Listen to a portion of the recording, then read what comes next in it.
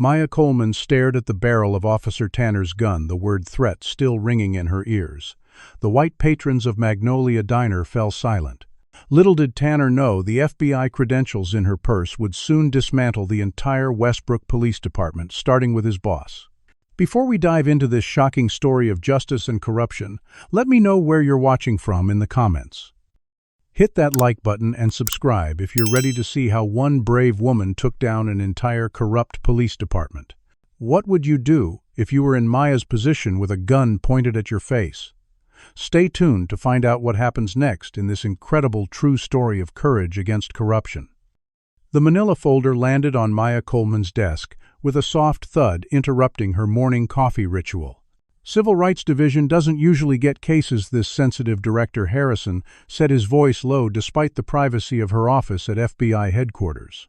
Maya flipped open the folder, her eyes immediately narrowing at the photograph of Police Chief Raymond Wilson of Westbrook, Alabama, his broad smile and pristine uniform a stark contrast to the case details.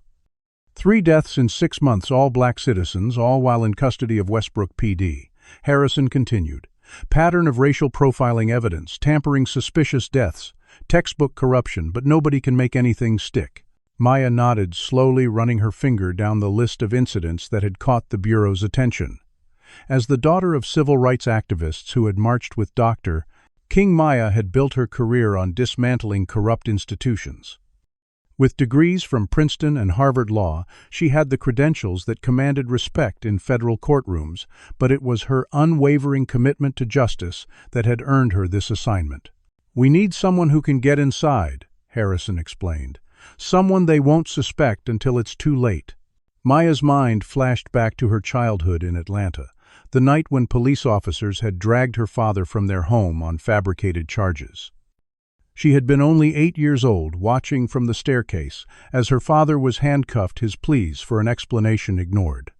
That moment had set her on this path, though the journey had not been without its costs. "I don't do undercover anymore," Maya said, quietly, the memory of her last operation in Mississippi still raw.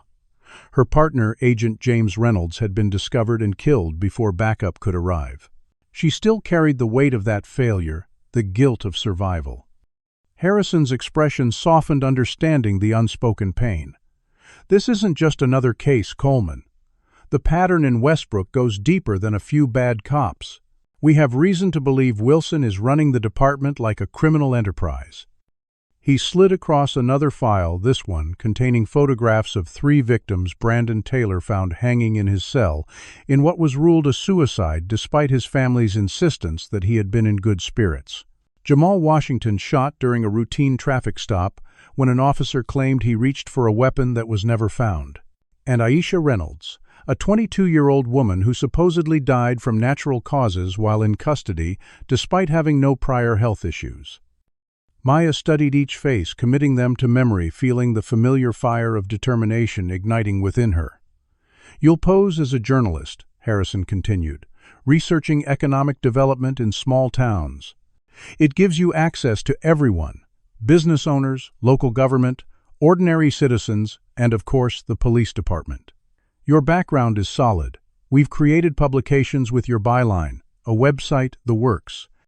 Maya opened her laptop, reviewing the cover identity they had created.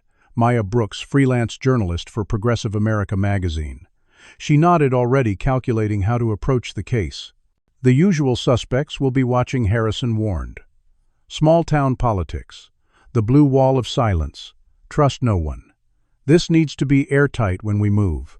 For the rest of the afternoon, Maya immersed herself in the case files, creating a mental map of Westbrook's power structure. She studied property records, arrest statistics, and demographic data, all pointing to a systematic targeting of the town's black community. By evening, her office wall was covered with photos, maps, and timelines. The pieces were there, but she needed to be on the ground to connect them. In her apartment that night, Maya packed methodically professional clothes, suitable for a journalist, recording equipment disguised as everyday items, and carefully hidden among her belongings, her service weapon and FBI credentials. Her phone rang as she zipped her suitcase closed. "Maya, baby, you sure about this one?" Her mother's voice carried the weight of decades of worry for a daughter who chose to fight injustice from within a system that had harmed their family. Maya smiled despite herself. Her mother always seemed to know when she was leaving on assignment. "I'm sure, Mama. This time will be different." As she spoke the words, Maya hoped they were true. Tomorrow she would drive to Westbrook and begin the dangerous work of exposing the truth, no matter what it cost. The landscape transformed as Maya drove deeper into Alabama lush greenery, giving way to fields punctuated by the occasional farmhouse. Her GPS guided her through winding country roads until the sign appeared, "Welcome to Westbrook, Alabama, where community comes first." The irony wasn't lost on her. She slowed her car, a modest sedan, chosen specifically to blend in, and began her mental mapping of the town. Within minutes, the segregation became apparent: immaculate homes with manicured lawns gradually giving way to increasingly dilapidated buildings as she crossed what locals would likely call the tracks. Two police cruisers passed her, both heading toward the predominantly black neighborhood she had just driven through. Maya made a mental note of the patrol pattern as she pulled up to Magnolia Bed and Breakfast, a Victorian-style home with a wraparound porch and hanging flower baskets. "You must be Miss Brooks," said an elderly white woman, her silver hair perfectly coiffed despite the Alabama humidity. "I'm Miss Evelyn. We're so pleased to have a journalist staying with us. Not much press makes it down to Westbrook." Maya smiled warmly, adopting the eager demeanor of a writer on assignment. "I'm looking forward to discovering what makes small towns like Westbrook tick. My readers love these hidden gem communities." Miss Evelyn showed her to a floral wallpapered room on the second floor, pointing out amenities with Southern hospitality that seemed genuine enough. As she turned to leave, the older woman paused at the doorway. "Now, dear, breakfast is from 7 to 9. And a word of advice: not all parts of town are safe for visitors, especially after dark." The warning was delivered with a smile, but Maya recognized the coded language. "I'll be careful," she promised, wondering how many other guests received similar advice.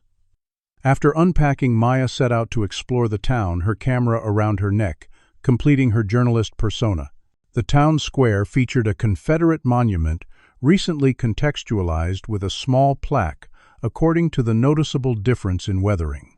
She photographed it along with the county courthouse, city hall, and the police station, a modern building that stood in stark contrast to the historic architecture surrounding it. Outside a convenience store in the historically black section of town, Maya witnessed her first direct encounter with Westbrook law enforcement. Officer Ryan Tanner, whom she recognized from her case files, had 4 black teenagers spread-eagled against his patrol car. "I told you boys last week about loitering," he was saying, his voice carrying across the street where Maya stood. "Maybe a night in lockup will help you remember." Maya raised her camera, capturing the scene while appearing to photograph the historic church behind them. One of the teens noticed his eyes meeting hers briefly, before Tanner shoved his face back toward the car. "Something I can help you with, ma'am," Tanner called out, suddenly aware of her presence. Maya lowered her camera and crossed the street, extending her hand. "Maya Brooks, I'm writing a piece on small-town America. Do you mind if I ask you a few questions about policing in Westbrook?" Tanner's demeanor shifted instantly, straightening his posture and releasing the teenagers with a warning. "Run along now, and remember what I said." He turned to Maya with a practiced smile. "Officer Ryan Tanner. Always happy to help with positive press about our department." The teenagers disappeared around the corner as Tanner gave Maya rehearsed answers about community policing and the challenges of serving a diverse population. She noted how he emphasized criminal elements when referring to certain neighborhoods. That evening, Maya settled into a booth at the Magnolia Diner, strategically choosing a seat that allowed her to observe the room while appearing focused on her notebook. The conversations around her painted a picture of a town divided: complaints about troublemakers from the white patrons, while the exclusively black wait staff moved silently between tables, their expressions carefully neutral. "Mind if I join you?" A woman approximately Maya's age slid into the booth across from her without waiting for an answer. "Sarah Johnson. I teach history at Westbrook High." Maya assessed the newcomer, white, professionally dressed, with an earnestness that seemed out of place. "Maya Brooks. I'm working on an article about economic development in small towns. Sarah smiled knowingly. And how's that going? Finding our little town developing in interesting ways. There was something in her tone that suggested she wasn't buying the cover story. But Maya couldn't determine if it was suspicion or something else. Every town has its stories, Maya replied carefully. Westbrook certainly has a rich history. That's one way of putting it, Sarah said, lowering her voice. Did you know this diner was the site of a sit-in during the civil rights movement? 3 teenagers were beaten so badly they spent weeks in the hospital. No arrests were ever made. Sarah continued, providing historical context that wasn't in the tourist brochures. The systematic destruction of a thriving black business district in the 1952nd, the suspicious fires at black churches that went uninvestigated, and the present-day discrepancies in school discipline between white and black students. History doesn't stay in the past in places like Westbrook, Sarah concluded as their food arrived. The next morning, Maya made her way to the police station requesting an interview with Chief Wilson for her article. After a 30-minute wait designed to establish dominance, she was ushered into his office. Raymond Wilson cut an imposing figure, 6 feet 4 inches of former college football player, turned law enforcement, with a charisma that Maya immediately recognized as dangerous. His office walls were covered with commendations, photographs with state officials, and community awards. "Miss Brooks, welcome to Westbrook," he said, his deep voice filling the room as he extended his hand.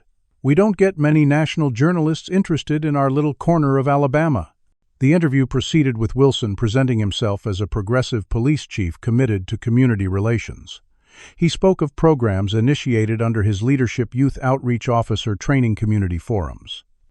Maya nodded and took notes, while her trained eye caught details others might miss: a photograph of Wilson hunting with a man she recognized as a prominent donor to white nationalist causes. A subtle Confederate flag pin on his lapel, easily dismissed as heritage not hate if questioned. The way his smile never quite reached his eyes when discussing the black community. "One last question, Chief Wilson," Maya said as she gathered her things. "I noticed Westbrook has had several deaths of individuals in police custody over the past year. Any comment on how those cases were handled?" Wilson's smile remained fixed, but a muscle in his jaw twitched almost imperceptibly. "Unfortunate incidents, all thoroughly investigated by Internal Affairs and the county prosecutor. I'm happy to provide you with the official reports, though I'm not sure how relevant they are to an article on economic development." As Maya left the station, she felt eyes on her back. Glancing over her shoulder, she caught Officer Tanner watching her from the front desk. He maintained eye contact longer than was comfortable before turning away. Getting into her car, Maya noticed a patrol car pulling out behind her. It followed her for several blocks before turning off, a clear message that she was being watched. Back in her room at the B&B, Maya created her evidence wall, carefully taping photographs and notes in a pattern that only she could decipher.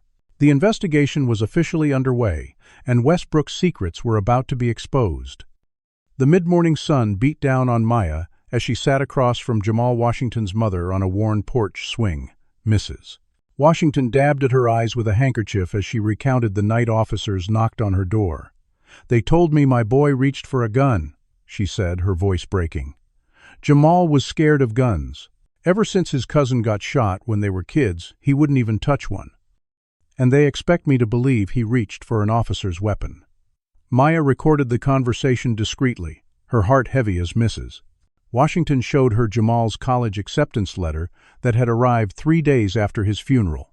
Similar stories emerged as Maya visited the families of Brandon Taylor and Aisha Reynolds, tales of promising lives cut short of evidence that didn't add up, of investigations closed suspiciously quickly.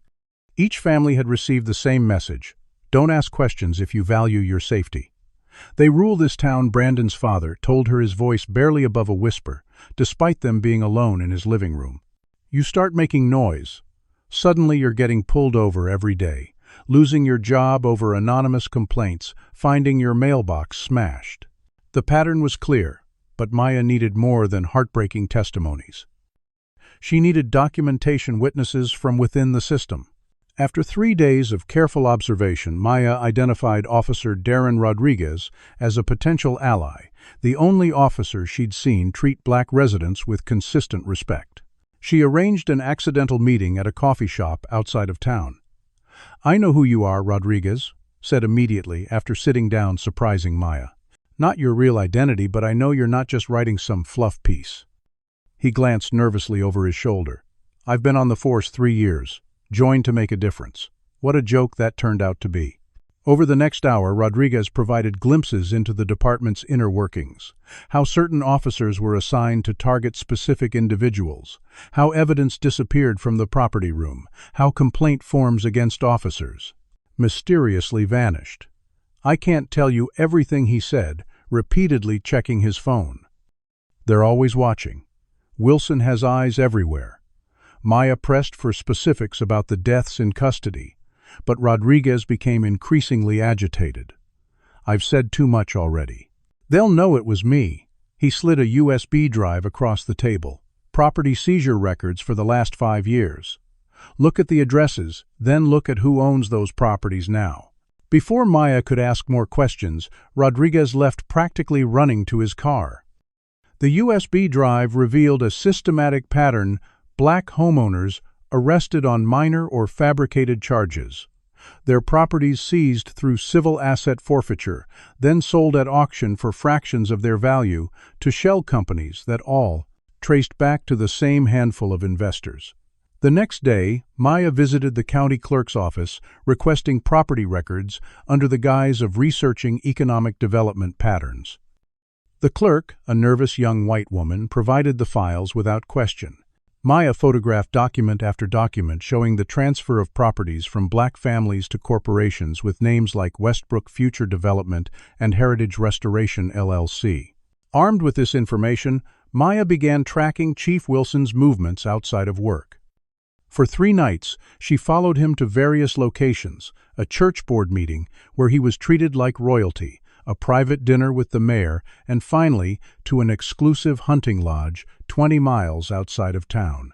Parking her car a quarter-mile away, Maya hiked through the woods until she reached the lodge's perimeter.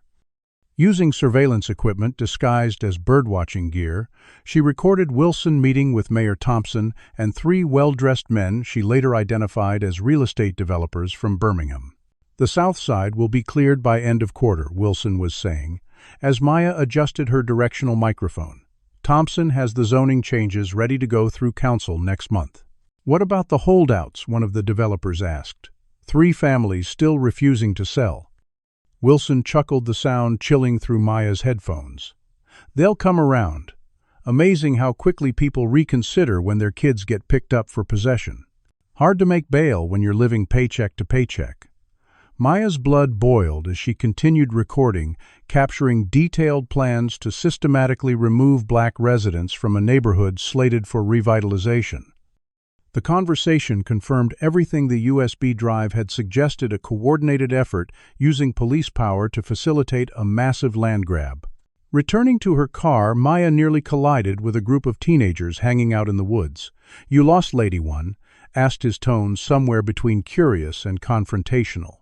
Maya quickly adopted her journalist persona.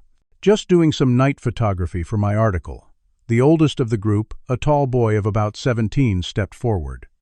"You the one been asking questions around town about the police?" "It wasn't a question. Word gets around," Maya acknowledged. "You got something to tell me." The teenagers exchanged glances before the tall boy spoke again. "Just watch yourself. People notice outsiders poking around, especially when they're taking pictures of the wrong things. Wilson's got people everywhere, cleaning ladies at the B, and B busboys at the diner, high school kids, looking to make extra cash as informants." The warning was clear. Maya nodded her thanks, careful not to confirm or deny anything. Back at her room, Maya called Director Harrison using a secure line. "I've got property records showing systematic targeting of black homeowners," she reported, plus audio of Wilson and the mayor discussing forced removals with developers. "Definitely enough for a warrant on the financial angle." "Good work," Harrison responded, "but we need more on the deaths in custody." Without direct evidence linking Wilson to those cases, he could claim the property scheme was all the mayor's doing, and he was just following orders. Maya sighed, knowing Harrison was right. They needed to connect Wilson directly to the most serious crimes. The next day, Maya noticed increased police presence around town. Patrol cars drove past the B&B hourly, and Officer Tanner made a point of being wherever she went: the diner, the library, the park. At the police station, the receptionist, who had been friendly before now, watched her coldly. "Chief Wilson is too busy for follow-up interviews," she said, without Maya even asking. That evening, after returning from dinner, Maya found her room subtly different items, moved slightly, her laptop in a different position than she had left it. Nothing was missing, but the message was clear: they had been there. Later that night, Maya made a risky move, using a maintenance key she had duplicated to access the police station's evidence room during shift change. She had just located the files on Brandon Taylor's death when she heard footsteps in the hallway. Ducking behind a storage cabinet, she held her breath as Officer Tanner entered, retrieving something from a locked drawer before leaving again. Maya waited 10 minutes before continuing her search, photographing documents showing Taylor's autopsy had been altered and witness statements had been changed after initial filing. As she slipped out the back door, Maya felt a moment of triumph until she returned to the B&B and found a note slipped under her door. "Journalists write obituaries too. Would you support Maya's undercover investigation methods if you were in her position? Comment number 1, if you think her risky evidence gathering is justified, or number 2, if you believe she's crossing ethical lines. Don't forget to hit that like button and subscribe to see how this dangerous situation unfolds. What do you think will happen now that the corrupt police department knows someone is investigating them? Get ready for even more shocking revelations in the next part of this true story. The morning after finding the threatening note, Maya sat in her rental car, systematically photographing everyone entering and leaving the police station. Chief Wilson's inner circle became clear as she observed their interactions: Officer Ryan Tanner, acting as Wilson's enforcer; Deputy Chief Gregory Maxwell, who managed the department's day-to-day operations while keeping Wilson insulated from direct involvement in questionable activities; and District Attorney Patricia Barnes, whose office had declined to prosecute any complaints against Westbrook officers during Wilson's tenure. Maya needed to assess each one's level of involvement and potential as a weak link. She started with Maxwell accidentally bumping into him at the grocery store. "Deputy Chief, I'm so glad I ran into you," she said, feigning enthusiasm. "I had a few follow-up questions for my article that I think you'd be perfect to answer."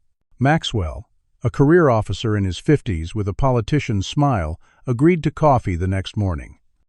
Their conversation revealed a man who genuinely believed in the department's mission, repeating Wilson's talking points about community safety and proactive policing, with the conviction of someone who had rationalized systemic racism as necessary sacrifice for the greater good. District Attorney Barnes proved more challenging to approach. Maya attended a public forum on community safety where Barnes was speaking, asking pointed questions about prosecution rates and racial disparities that clearly made the DA uncomfortable. As people mingled afterward, Maya noted how Barnes kept glancing at her phone, seeming distracted and nervous. When Maya approached to introduce herself, Barnes was almost jumpy. "I've read your previous articles, Miss Brooks," she said, surprising Maya. "Your piece on corruption in that Mississippi town was particularly illuminating." The comment sent a chill down Maya's spine. Either Barnes had done her homework on Maya's cover identity, or worse, she knew who Maya really was. Officer Tanner was the most direct in his approach. He cornered Maya outside the diner the following day, his cruiser blocking her car. "Chief wants to know how long you're planning to stay in Westbrook," he said, leaning against her driver's side door. "Your publisher must be expecting that article soon." Maya matched his stare. "I like to be thorough, Officer Tanner. Westbrook has so many interesting stories." "Not all stories need telling," he replied, his tone making it clear this wasn't friendly advice. "Some stories can be dangerous for everyone involved." That afternoon, Maya met Sarah Johnson's brother, Marcus, who worked as a clerk at the courthouse. Sarah had suggested he might be helpful for Maya's research. Over lunch at a cafe 30 miles from Westbrook, Marcus explained how he had been secretly documenting irregularities in cases involving black defendants. Court reporters' transcripts get edited, he explained. Evidence gets marked as inadmissible without legal basis. Witnesses change their testimony after private meetings with Tanner or Maxwell. It's all technically on record but spread across hundreds of cases, so nobody connects the dots. Marcus slid a thumb drive to Maya. 6 years of pattern and practice. But you didn't get this from me. The data confirmed what Maya suspected: a systematic perversion of justice targeting black residents of Westbrook. Particularly disturbing were the cases involving the 3 deaths in custody, where witness testimonies, contradicting the official police narrative, had been stricken from the record on procedural grounds. As Maya compiled her evidence, an unexpected invitation arrived. Chief Wilson was hosting a fundraiser for the Police Athletic League and had personally requested her attendance. "Great opportunity for your article," Miss Evelyn told her, as she delivered the engraved invitation. "Chief doesn't invite just anyone to these functions." Maya recognized it for what it was.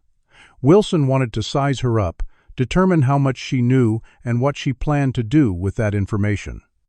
The fundraiser was held at Westbrook Country Club, an antebellum mansion converted to a members-only establishment.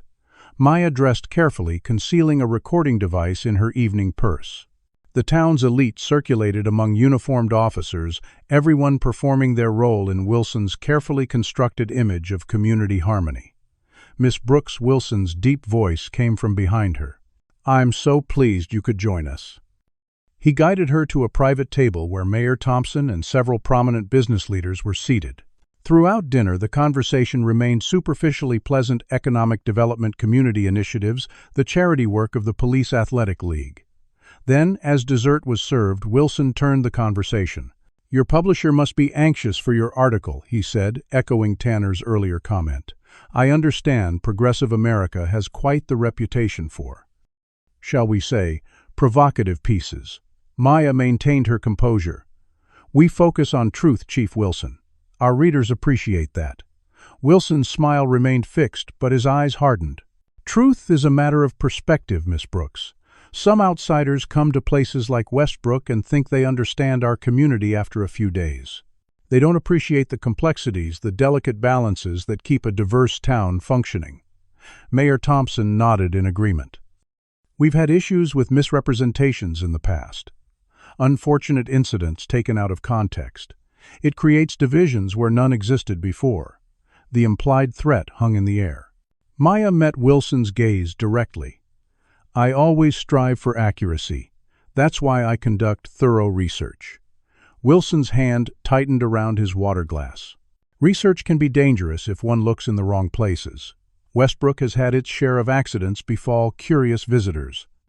As Maya left the fundraiser, she spotted a familiar face at the bar, a middle-aged black man watching the proceedings with barely concealed contempt. She recognized him from department photos as James Carter, a former Westbrook officer who had left the force 2 years earlier. Maya followed him to the parking lot. "Mr. Carter," Maya Brooks. "I'm working on a story about Westbrook." Carter glanced around nervously before responding. "Not here." "Meet me tomorrow, Pinewood Park, other side of the county line. 10 a.m. The next morning, Carter was waiting on a bench, constantly scanning their surroundings. "I was fired after questioning Taylor's death," he explained without preamble. 18 years on the force, spotless record, gone in a day. Carter had been the first officer to respond to Taylor's cell, finding him unresponsive. There were bruises on his neck that didn't match a suicide by hanging. I noted it in my report. Next day, the report was gone, replaced with one I supposedly filed that mentioned no bruises. When I brought it up, Wilson had me escorted out of the building.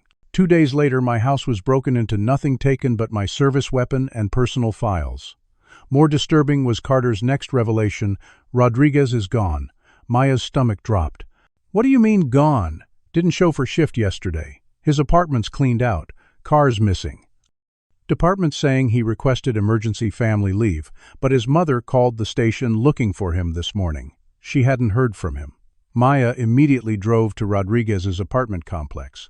His unit appeared normal from the outside, but when Maya peeked through the window, she saw drawers pulled open, contents scattered, not the scene of someone packing for a planned trip.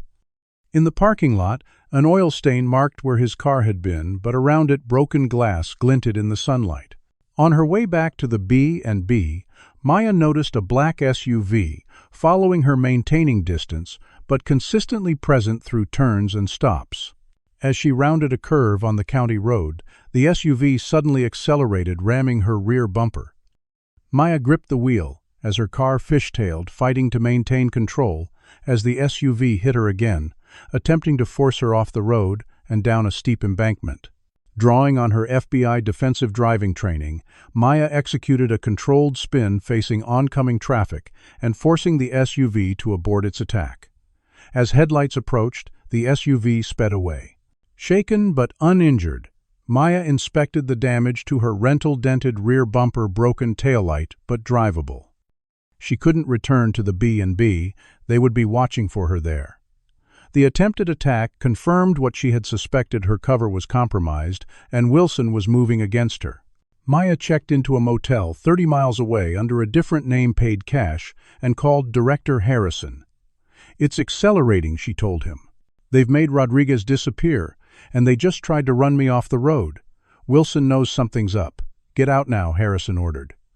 "We'll send a team to continue the investigation." Maya thought of the families she had promised justice of Rodriguez, who might be in danger or worse because he had tried to help. "I'm close," she insisted. "I need 48 more hours to connect Wilson directly to the deaths. Otherwise, he'll wriggle out of the most serious charges." After a long pause, Harrison reluctantly agreed. "I'm sending Agent Williams as backup. He'll be there tomorrow night. Until then, extreme caution. No more close approaches, no more risks." Maya agreed, knowing she would do whatever was necessary to complete her mission. Wilson and his corrupt operation had destroyed too many lives to walk away now. The motel room became Maya's new command center, laptop open on the worn bedspread as she established a secure connection with FBI tech specialist Zoe Chen. "I need to access the Westbrook PD's digital records without leaving fingerprints." Maya explained the events of the previous day, still fresh in her mind. "They're already spooked." Zoe's fingers flew across her keyboard hundreds of miles away. "Their system is basic but has some decent security. Give me an hour." While waiting, Maya reviewed everything. She had gathered property records, court documents, witness statements, surveillance recordings. The conspiracy was clear, but proving Wilson's direct involvement in the deaths remained elusive. The chief had insulated himself carefully, always maintaining plausible deniability. "I'm in," Zoe announced. "Sending you secure access now.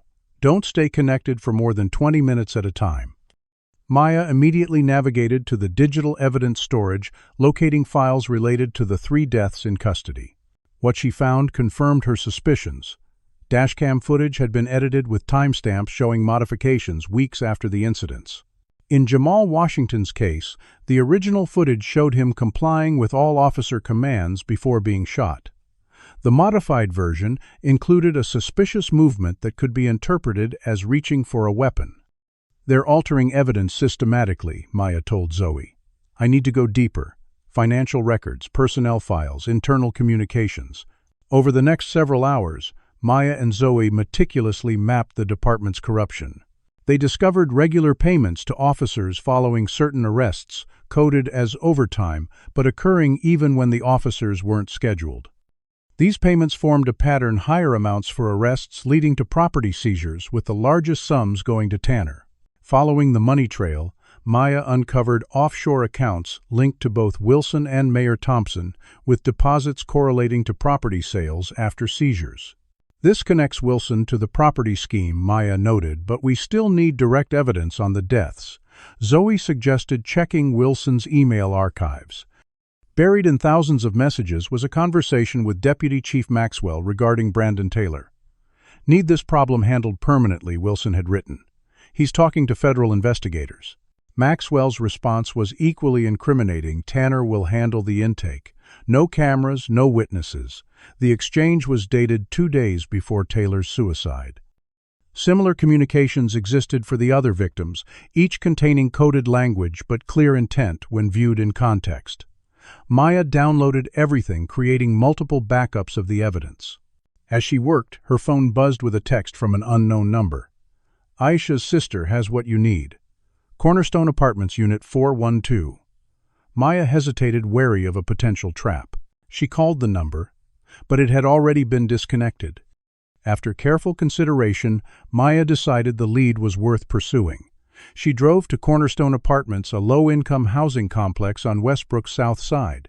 Taking precautions against surveillance, she approached Unit 412, indirectly watching for any sign of police presence.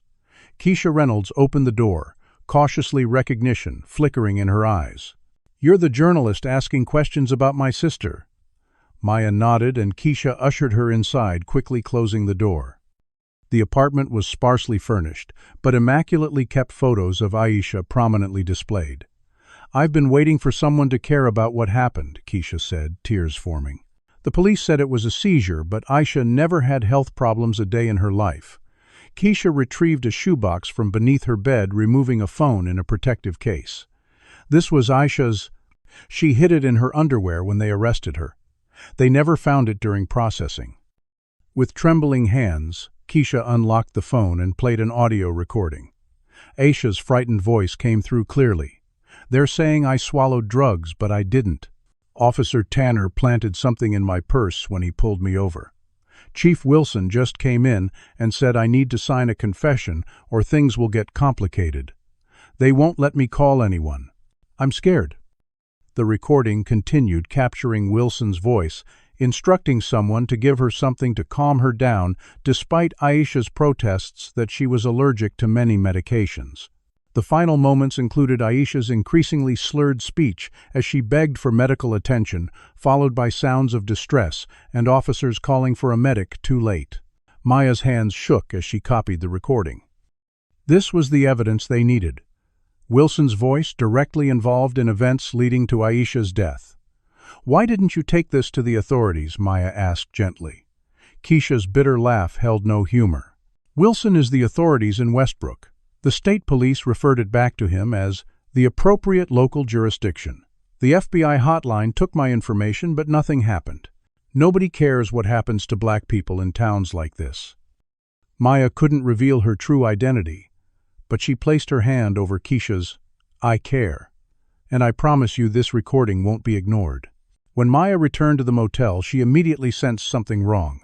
The door was unlocked, though she distinctly remembered securing it. Inside, nothing appeared disturbed at first glance. But Maya's trained eye noticed subtle differences. The laptop slightly repositioned, the bed corners tucked differently than the housekeeping style she'd noted earlier. A thorough check confirmed her fears. Surveillance equipment was missing, along with one of her evidence backups. Maya called Harrison immediately. "They found the motel. My room's been searched. I need to relocate again." "Williams is delayed," Harrison replied, frustration evident. "Earliest arrival is tomorrow afternoon. Find somewhere secure and lay low until then." Maya checked out immediately, driving 2 counties over before finding another anonymous motel. As she set up her remaining equipment, a realization struck her. The only people who knew where she was staying were Miss Evelyn at the B&B and the rental car company.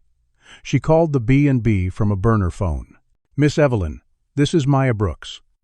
I wanted to apologize for leaving so abruptly and make arrangements to collect my things." There was a long pause before Miss Evelyn responded. "No need to apologize, dear. Chief Wilson explained everything, how you had a family emergency and needed to leave quickly. Such a considerate man, he collected your belongings himself, said he'd make sure they got returned to you." The confirmation of betrayal wasn't surprising, but it stung nonetheless. "Did he happen to mention where he'd send them?" Maya asked casually. "To your motel, of course," Miss Evelyn replied. "He had officers drop everything off this morning." "Isn't that thoughtful?" Maya thanked her and ended the call, the pieces falling into place. The intrusion into her room hadn't been a guess. Miss Evelyn had provided her location. Maya needed a new base of operations immediately somewhere. Nobody would connect to her. She considered her options, finally deciding on a risky but necessary move. She called Sarah Johnson. "I need somewhere to stay where Wilson's people won't look," Maya said without preamble when Sarah answered. "It's not safe for me at hotels anymore." Sarah didn't hesitate. "I have a cabin about 40 miles from here. Family property not in my name. I'll text you the location." An hour later, Maya arrived at a small lakeside cabin, isolated from neighbors, and accessible only by a private road. Sarah was waiting on the porch, her expression grave. "You're not really a journalist, are you?" she asked as Maya carried in her equipment. Maya hesitated, then decided honesty was her best option with someone taking such a risk to help her. "Number. But I am investigating Wilson and the department," Sarah nodded. "I figured as much when they started panicking about you." Regular journalists don't scare corrupt cops. As Maya set up her equipment, Sarah explained her own interest in Westbrook's police department. Her brother Marcus had been harassed repeatedly after beginning work at the courthouse, with officers frequently pulling him over and searching his car. "This town has been under Wilson's thumb for 6 years," Sarah said. "Before that, things weren't perfect, but there was accountability. Wilson changed everything, brought in officers like Tanner who share his views, pushed out anyone who questioned his methods." Maya worked through the night, compiling and organizing all her evidence. In the morning, she received word that Agent Williams would arrive by 5 p.m. Just a few more hours, and she would have backup. She just needed to stay hidden until then. Around noon, Sarah returned from town with groceries and troubling news. "They're searching for you systematically, roadblocks on county lines officers, showing your picture at hotels and gas stations. Wilson's called in favors with departments in neighboring counties. Whatever you found, it's got him running scared." Maya studied the evidence spread across the cabin's kitchen table, searching for the department's weak link. The financial records altered evidence, and Aisha's recording painted a damning picture, but Maya needed someone from inside the conspiracy to flip. Based on the digital communications and Sarah's insights, District Attorney Patricia Barnes emerged as the most promising target. Unlike Wilson and his officers, Barnes had no direct involvement in the deaths her role had been covering up afterward through her prosecutorial discretion. Additionally, recent emails showed signs of strain between Barnes and Wilson, with the DA pushing back against what she called increasingly reckless actions. "She's scared," Sarah confirmed when Maya shared her assessment. "Marcus says she's been drinking, heavily missing court appearances. Last week she had a public argument with Wilson at the courthouse, something about lines being crossed and not what she signed up for." Maya made her decision. "I need to confront Barnes directly. Today, before Williams arrives." Sarah protested, citing the risks, but Maya was resolute. "Wilson's cornered and dangerous. Every hour increases the risk to people like Rodriguez and Carter. Barnes is our best shot at bringing this down quickly." Using Sarah's car to avoid detection, Maya drove to Barnes's home on the outskirts of town, timing her arrival for when the DA typically returned for lunch. Barnes's shock was evident when she opened her door to find Maya standing on her porch. "You shouldn't be here," she hissed, glancing nervously at neighboring houses. "There are officers looking for you everywhere." "I know," Maya replied calmly. "That's why I need 5 minutes of your time, inside away from prying eyes." Reluctantly, Barnes allowed her in, immediately pouring herself a generous glass of bourbon despite the early hour. Maya didn't waste time. "I have evidence connecting Wilson directly to 3 deaths in custody. Systematic evidence, tampering, witness intimidation, and a property seizure scheme, benefiting him and Mayor Thompson." She placed a flash drive on the coffee table. "This is just a sample. The FBI has everything." Barnes's hand trembled as she reached for her drink. "What do you want from me?" "Cooperation," Maya said simply. "Right now, you're facing conspiracy charges, obstruction of justice, potentially even accessory after the fact to murder.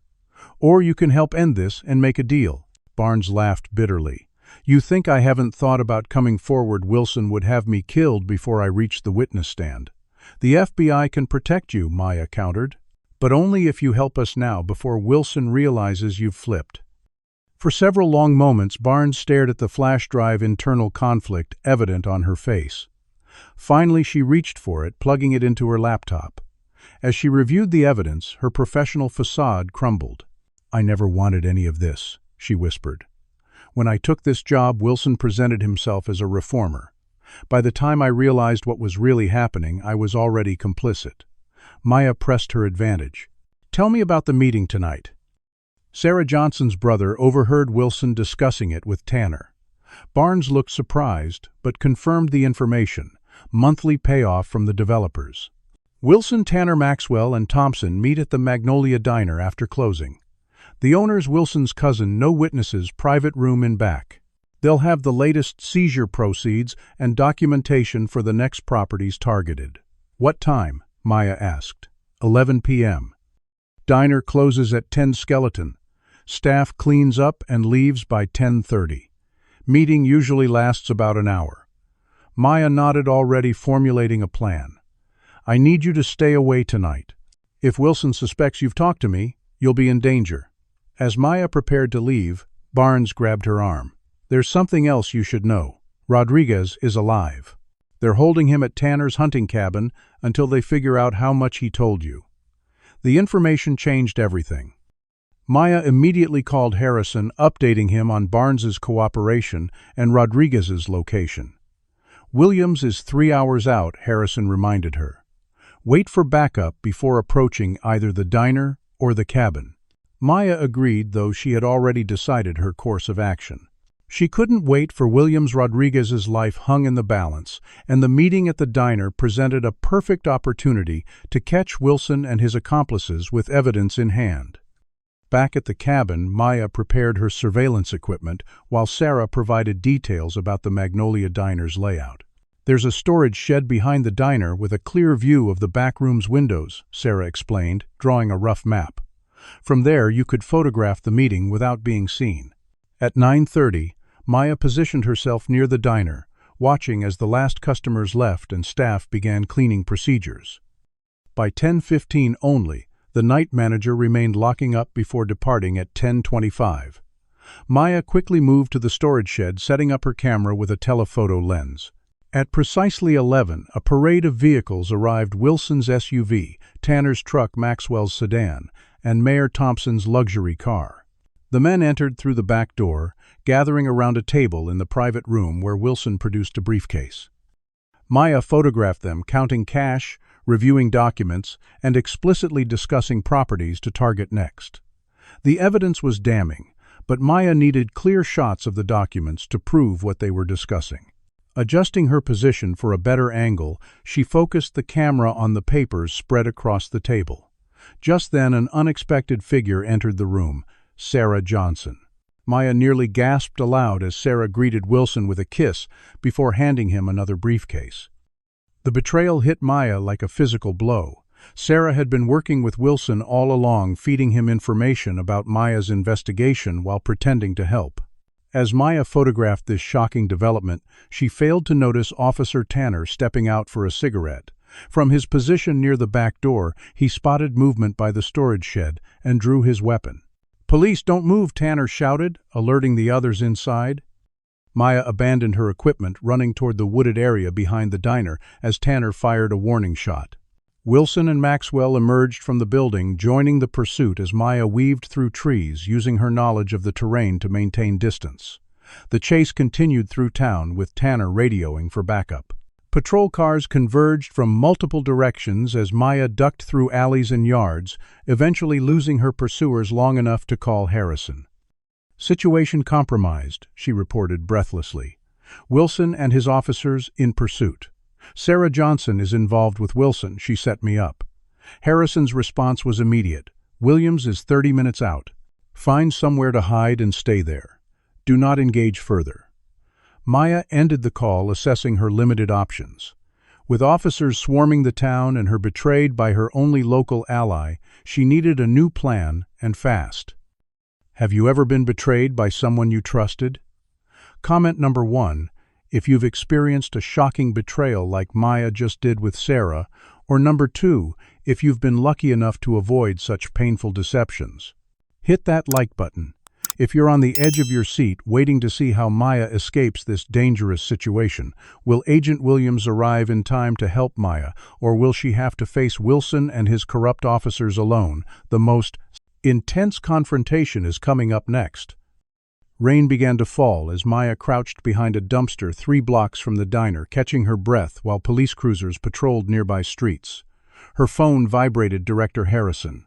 "Williams is still 20 minutes out," he reported. "State police are mobilizing, but Wilson's got friends in the department. They're responding slowly, claiming jurisdictional issues." Maya surveyed her situation: no backup, no equipment, and a town full of officers hunting her. Her options were severely limited, but one fact remained in her favor. Wilson didn't know exactly what evidence she had already transmitted to the FBI. She could use that uncertainty. "I need to create a diversion," she told Harrison, "something to keep Wilson and his inner circle occupied until Williams arrives." Despite Harrison's objections, Maya ended the call and dialed the local news station. Disguising her voice and claiming to be a police dispatcher, she reported a major standoff at the police department with FBI agents serving warrants. The false report would create confusion and draw attention away from the search for her. Next, she needed to secure the most damning evidence against Wilson: the documentation of all his corrupt activities that Barnes had mentioned during their conversation. According to Barnes, Wilson kept extensive records in a safe at his home insurance against betrayal by his co-conspirators. With officers focused on the false standoff, Maya made her way through backyards and side streets to Wilson's neighborhood, a quiet cul-de-sac of large homes set back from the road.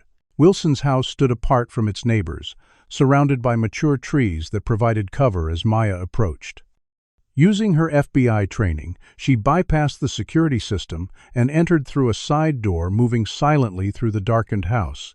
Wilson's home office was exactly as Barnes had described: wood-paneled walls, leather furniture, and behind a large painting of a hunting scene, a wall safe. Maya's heart sank at the combination lock. She hadn't anticipated this obstacle. Just as she was considering alternatives, her phone vibrated with a text from an unknown number. "Safe combination, the 15th of October 2068. Wilson's badge number and birth year. Be careful." The message was from Barnes, taking a significant risk to help. The safe opened smoothly, revealing folders of documents, stacks of cash, and a hard drive. Maya quickly photographed everything, paying particular attention to a ledger, listing payments, properties, and operations, a clinical term for the deaths in custody. The documentation was meticulous, mapping out the entire conspiracy, including names of officers involved in each incident, payoff amounts, and connections to state-level officials who provided protection. Just as Maya finished securing the evidence, headlights swept across the windows. Wilson had returned home, likely to destroy evidence after the confrontation at the diner. Maya slipped into an adjacent room, as Wilson entered, speaking urgently on his phone. "I don't care what it takes, find her," he was saying. "She's got nothing concrete, or the FBI would have moved already. This is just a fishing expedition." A pause as he listened to the caller. "No, we're still secure. Barnes is a coward, she won't talk. Rodriguez isn't talking either. Made sure of that myself." Wilson moved to his office, stopping abruptly at the open safe. "Someone's been here," he shouted into the phone. "Get everyone to my house now." Maya remained motionless as Wilson began frantically gathering documents, shoving some into his briefcase while feeding others into a shredder. His phone rang again. "What?" Wilson snapped, then his expression changed to one of shock. "What do you mean, a warning about the FBI? From who?" Another pause.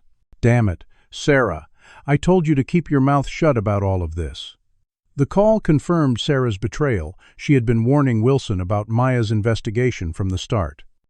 As Maya considered her escape options, Wilson began systematically destroying evidence, unaware that she had already documented everything. Using her hidden camera, Maya recorded Wilson's actions, damning proof of consciousness of guilt as he shredded documents and wiped hard drives. Just as she was about to attempt an exit through a back window, the floor creaked beneath her. Wilson froze, drawing his service weapon. "Police, come out with your hands up." Maya remained still, hoping he would search elsewhere first, but her phone chose that moment to vibrate loudly, Williams texting his arrival time. "I know you're in here," Wilson called, moving toward Maya's hiding place. "Come out now, and maybe we can talk about this like reasonable people."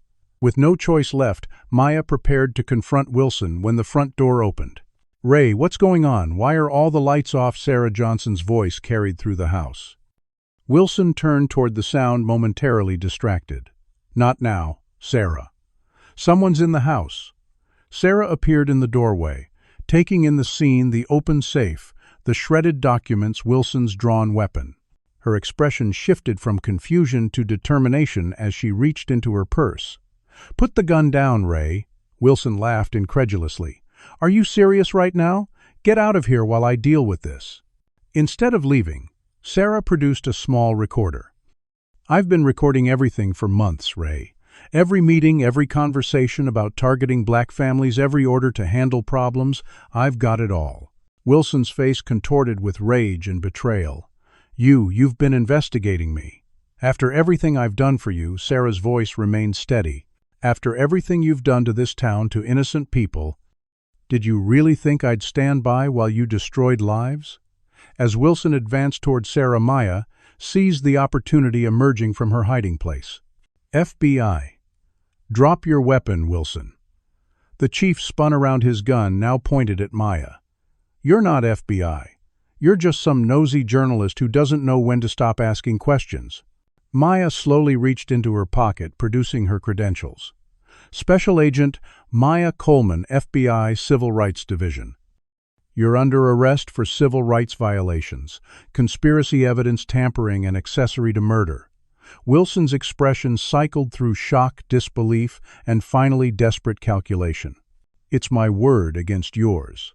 I'm the respected police chief. You're just another outsider trying to stir up trouble. This town stands behind me." "Not anymore," Sarah interjected, holding up her phone. "I'm live streaming this to every contact I have: local news, state police, FBI field office." "It's over, Ray."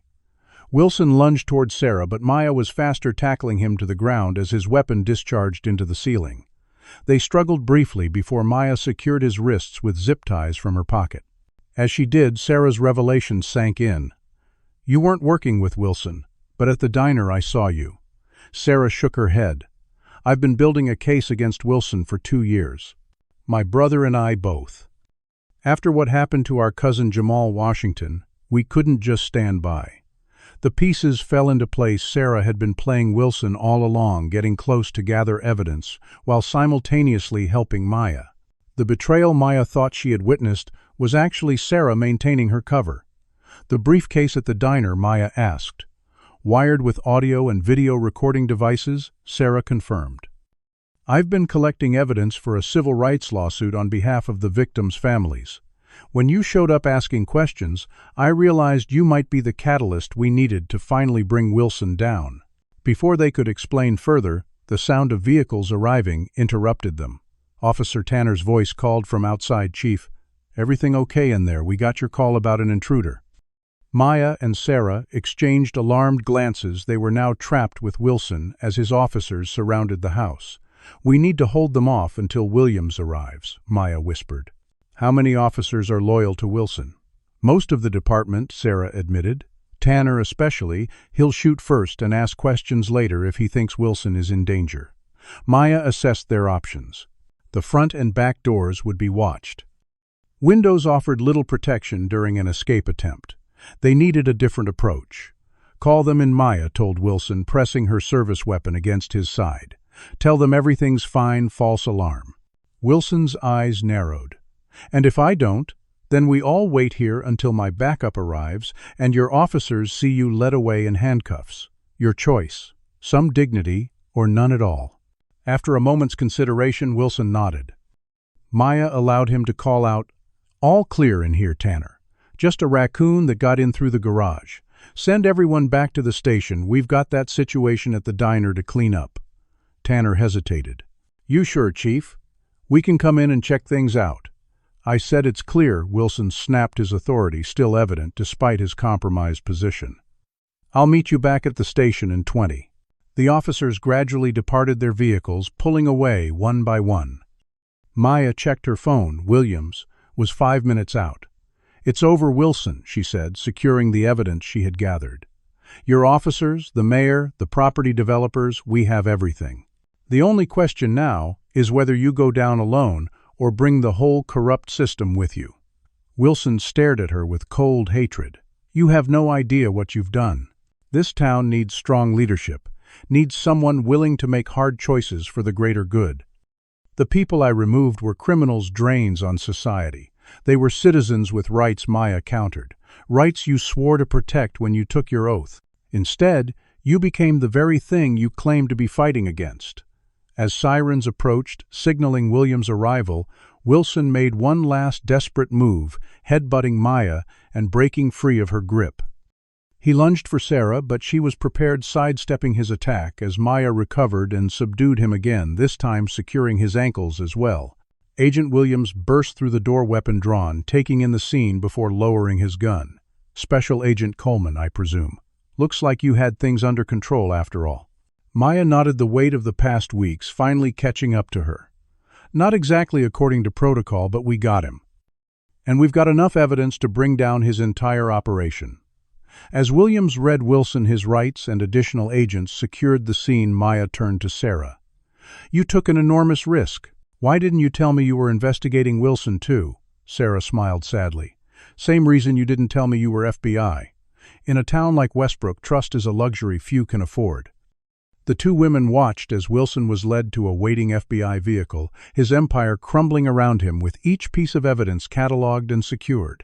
The trap had worked, not Maya's original plan, but the one that fate had arranged through unlikely alliances and calculated risks. Now the real work would begin, bringing justice to those who had suffered under Wilson's corrupt regime. Dawn broke over Westbrook as FBI agents executed simultaneous raids on the police station, Mayor Thompson's residence, and the homes of Wilson's inner circle. Maya, now openly operating as FBI Special Agent Coleman, coordinated from a command center established at the federal building in the neighboring county.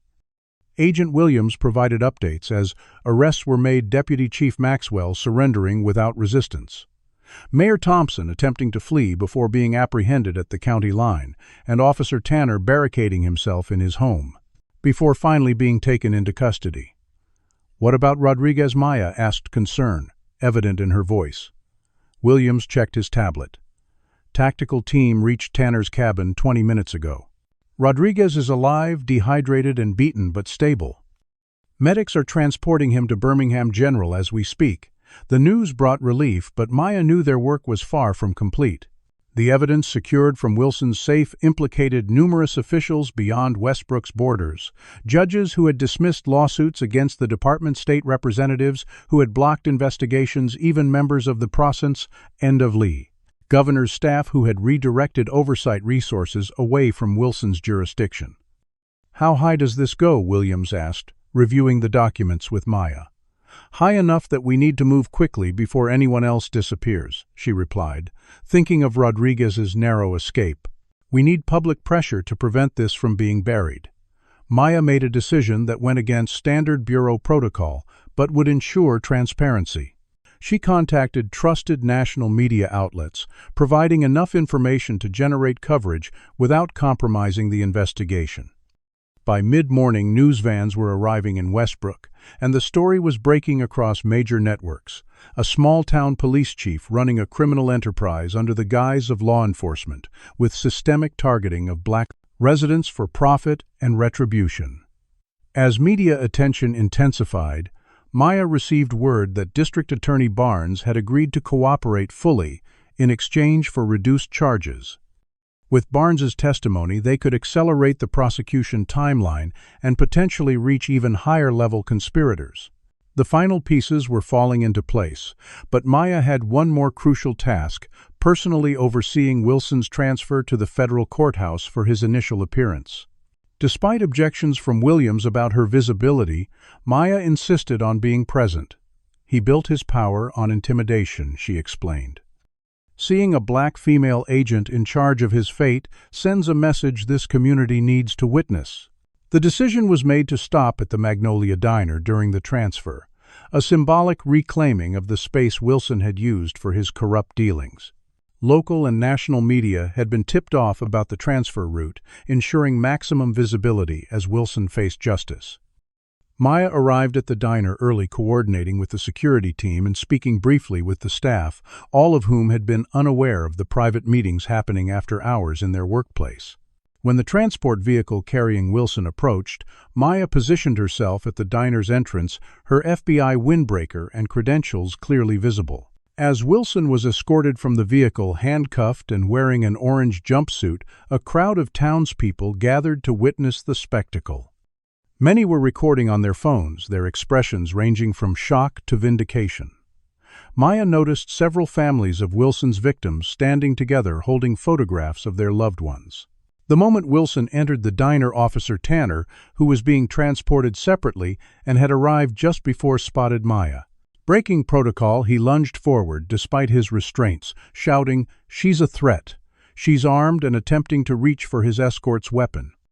The diner fell silent at his outburst, white patrons instinctively backing away, while black workers froze in a reaction born from years of conditioned fear. Tanner continued his tirade. "She's manipulated evidence. She's trying to destroy this department because she has a vendetta against police." Maya remained perfectly calm, her badge clearly displayed. "Special Agent Maya Coleman, Federal Bureau of Investigation. I suggest you control your prisoner, officer."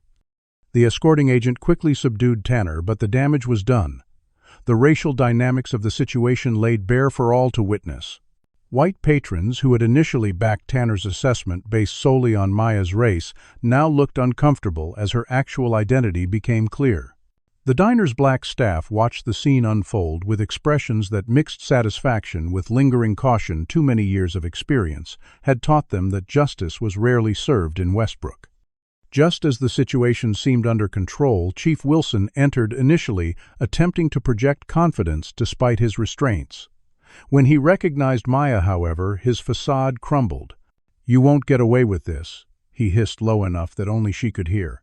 "I still have friends in places you can't touch." Maya met his gaze steadily. "Every word you're saying is being recorded, Chief Wilson. Would you like to add witness intimidation to your growing list of charges?" Before Wilson could respond, Agent Williams announced loudly, "Chief Raymond Wilson, you are being transported to the federal courthouse for arraignment on the tick you may. 37 counts, including civil rights violations, conspiracy to commit murder, evidence tampering, extortion, and racketeering." The formal declaration in such a public setting caused Wilson to finally grasp the gravity of his situation. His supporters in the diner, fewer than he might have expected, watched in stunned silence as the man who had ruled their town with impunity for 6 years stood powerless before federal authorities. Wilson made one last desperate attempt to maintain control, ordering Tanner to deal with this situation. When Tanner moved to comply despite his restraints, Maya revealed her final card. "Officers, Tanner and Wilson, you should know that you're both wearing body cameras at this moment, and everything is being live-streamed to FBI headquarters as well as being recorded for evidence." She held up her phone, showing the active feed. "Every word, every action, every attempt to resist is being broadcast and documented." The color drained from Wilson's face as he realized the extent of his exposure. His eyes darted around the diner, landing on Sarah Johnson, who had just entered with a local news crew. The reporter was already broadcasting live, capturing the entire confrontation for viewers across the state. "This is Catherine Rivera reporting live from the Magnolia Diner in Westbrook, where former police chief Raymond Wilson is being transferred to federal custody following his arrest on dozens of charges related to corruption and civil rights violations. As you can see, the FBI is overseeing this high-profile transfer personally." Wilson, seeing his world collapsing around him as the cameras rolled, made a final desperate move. Breaking away from his escorts, he lunged for an officer's sidearm. In the ensuing chaos, patrons scattered and screamed as Wilson managed to obtain the weapon. "Everybody down," Maya shouted, drawing her own weapon, as Wilson took cover behind the diner counter. Wilson put down the weapon. "You're only making this worse for yourself." "I built this town," Wilson shouted back, his voice cracking with desperation. "Everything I did was necessary. These people needed a firm hand." Maya motioned for civilians to evacuate as she maintained her position. It's over, Wilson. Look around you. The people you claim to protect are terrified of you. That's not leadership. That's tyranny. The standoff intensified as Wilson realized he had no escape route. FBI agents had secured all exits, and the diner was now surrounded by additional law enforcement. Wilson's options had dwindled to surrender or a suicidal last stand. "You think you've won," Wilson called out, sweat beading on his forehead, "but nothing will change.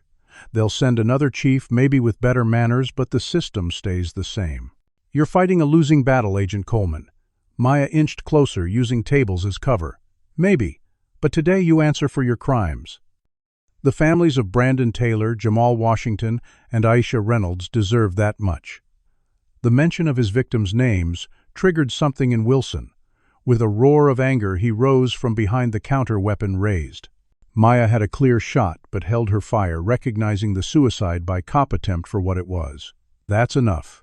Wilson came Tanner's unexpected voice from near the entrance. "Put it down.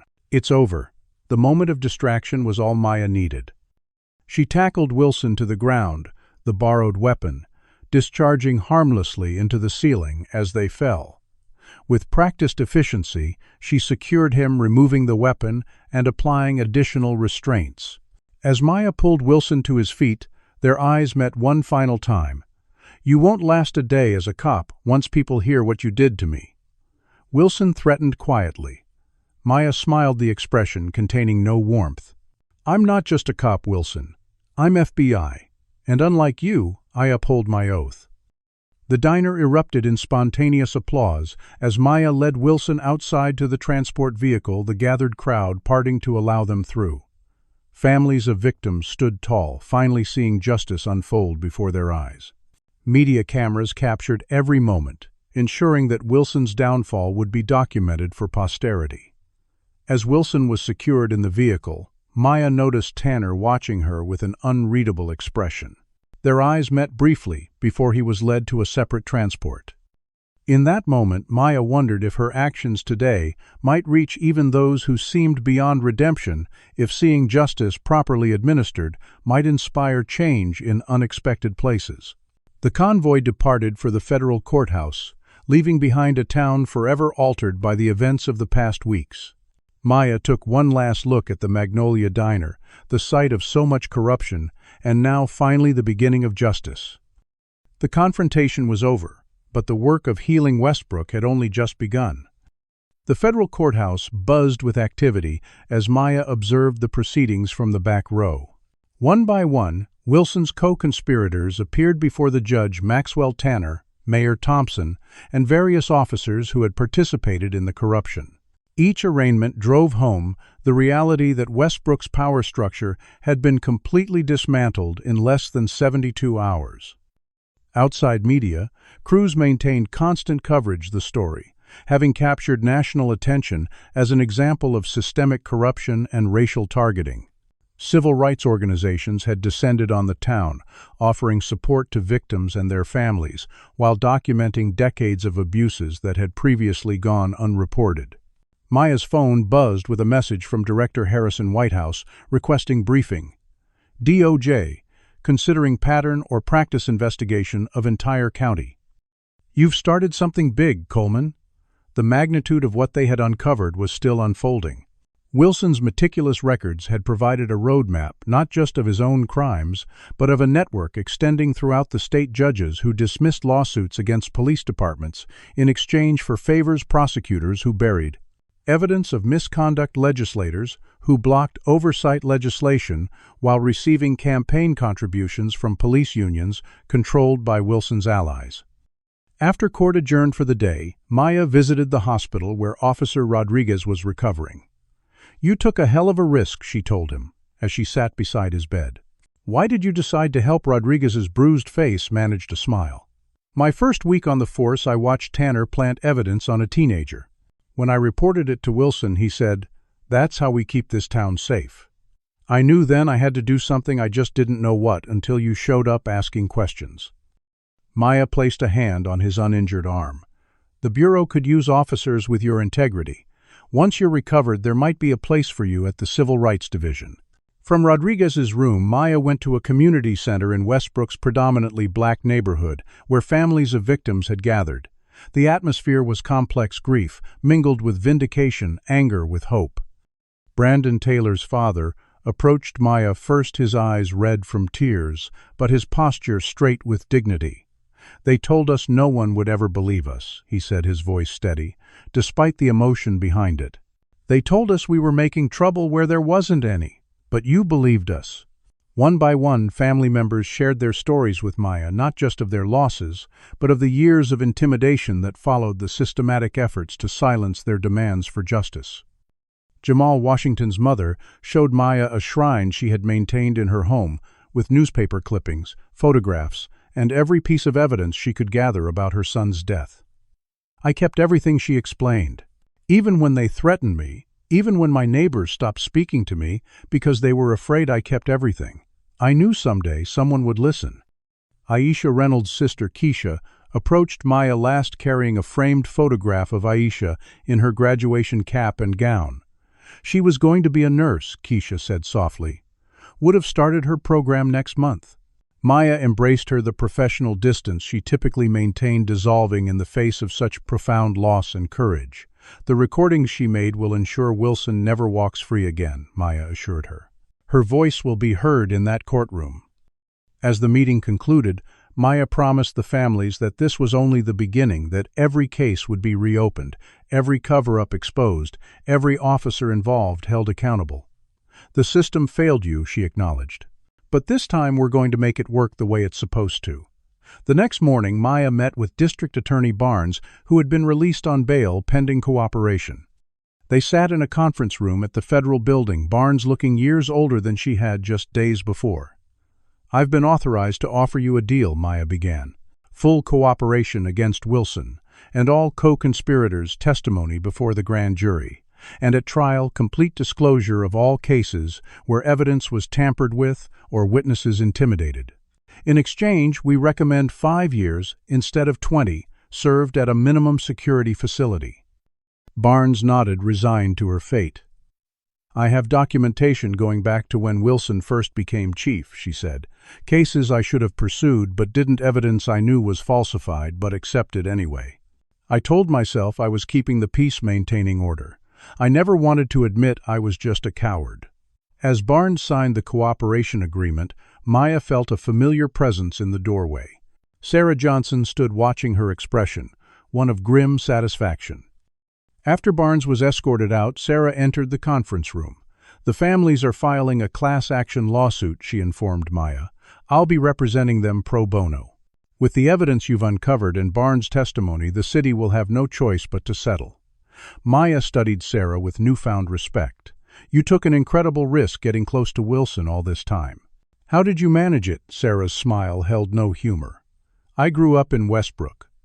Learned early how to be what white authority figures wanted to see, the good black person who didn't make waves. Wilson never suspected I was gathering evidence because in his mind someone like me would never have the courage." Her expression hardened. "He killed my cousin Jamal and thought I didn't know. Thought I believed the official story like everyone else was forced to. But I knew. And I promised Jamal I would bring Wilson down no matter how long it took." The pieces finally connected in Maya's mind: Sarah's determination, her brother Marcus's position at the courthouse, their careful documentation over years. "You were building a case long before I arrived," Maya realized. "I just accelerated the timeline." Sarah nodded. "When you started asking questions, Wilson got nervous, started making mistakes. We couldn't have planned it better." Later that afternoon, Maya received word that Officer Rodriguez had been moved to a safe location not because of his injuries, but because James Carter had found him. The former officer had been hiding Rodriguez at his hunting cabin, protecting him from Wilson's men after Rodriguez fled town. Both men now had critical testimony to offer about the department's inner workings. As the investigation expanded, state police, now under federal supervision, discovered Wilson's officers had been holding several black men on fabricated charges, some for months without proper arraignment. The men were immediately released, their cases dismissed with prejudice. The Department of Justice announced a complete overhaul of Westbrook's police force, bringing in an interim chief from outside, while developing new hiring practices, training protocols, and accountability measures. Community members would serve on oversight boards with actual disciplinary authority, and officers would be required to live within the communities they served. A week after the arrests, Maya sat in Director Harrison's office in Washington, delivering her final report on the Westbrook operation. 37 indictments so far, she summarized. State-level investigation expanding to 3 neighboring counties. Civil rights lawsuits expected to result in substantial settlements for victims' families, Maya continued. Property wrongfully seized being returned to original owners, with compensation for those who lost homes and businesses.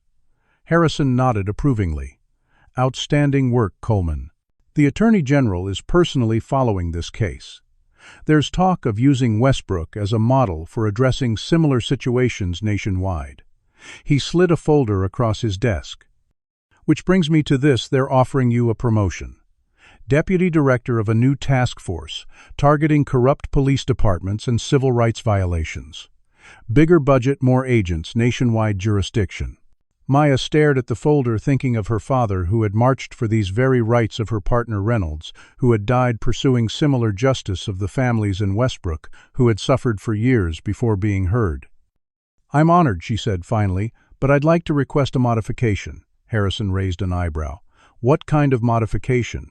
"Instead of deputy director, I want to lead the task force directly in the field. We need agents in these communities, building trust, gathering evidence firsthand. These cases don't get solved from behind desks in Washington." After a moment's consideration, Harrison smiled. "I'll make it happen. You've earned the right to shape this how you see fit." 2 days later, Maya stood before her father's grave in Atlanta, the morning sun warming the granite headstone. "We got one, Daddy," she said softly, placing fresh flowers beside his name. "Not just the officers, but the whole corrupt system. It won't bring back the people they killed, but their families have justice now." She traced the engraved letters of his name, remembering the night police had dragged him away on fabricated charges. He had survived that injustice, only to spend the rest of his life fighting for accountability that rarely came. "I wish you could have seen it," she continued. The look on Wilson's face when he realized it was over, when he understood that his badge couldn't protect him anymore.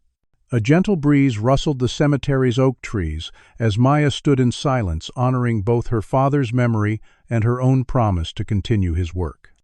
The peaceful moment was interrupted by her phone, a text from Sarah with breaking news. The grand jury had returned indictments against all primary defendants, including additional charges for Wilson based on evidence recovered from his safe. Justice was proceeding faster than anyone had dared hope. As Maya walked back to her car, another call came through Harrison again. "Sorry to interrupt your leave, Coleman, but something's come up. We've got reports of suspicious deaths in police custody in Clarksdale, Mississippi. 3 cases in 4 months, all black men, all ruled accidental or natural causes, despite evidence to the contrary." Maya paused beside her car, the familiar fire of determination kindling within her. "Send me the files. I'll be there tomorrow." She ended the call, looking back toward her father's grave one last time.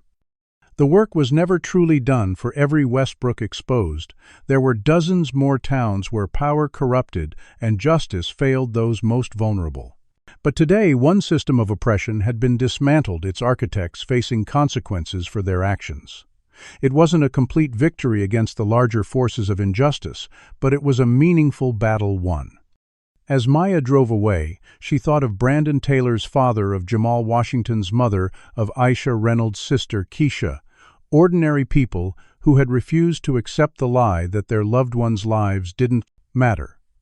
Their courage had been the true catalyst for change, their persistence, the foundation upon which justice had finally been built. Maya was simply the instrument that had amplified their voices until they could no longer be ignored. For them, and for countless others still fighting similar battles across the country, she would continue this work, one corrupt department at a time. What would you do if you witnessed injustice in your community? Would you have the courage to speak up like Sarah and Marcus, or to investigate like Maya? Let me know your thoughts in the comments below. If this story moved you, please hit that like button and subscribe to hear more powerful stories of justice and accountability.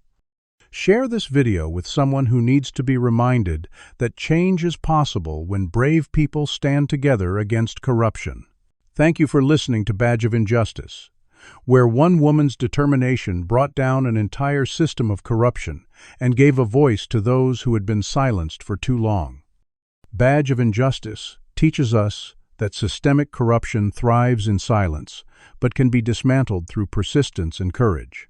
Maya Coleman represents institutional power used correctly, authority challenging its own abuses, while Sarah and Marcus Johnson embody grassroots resistance from within a community.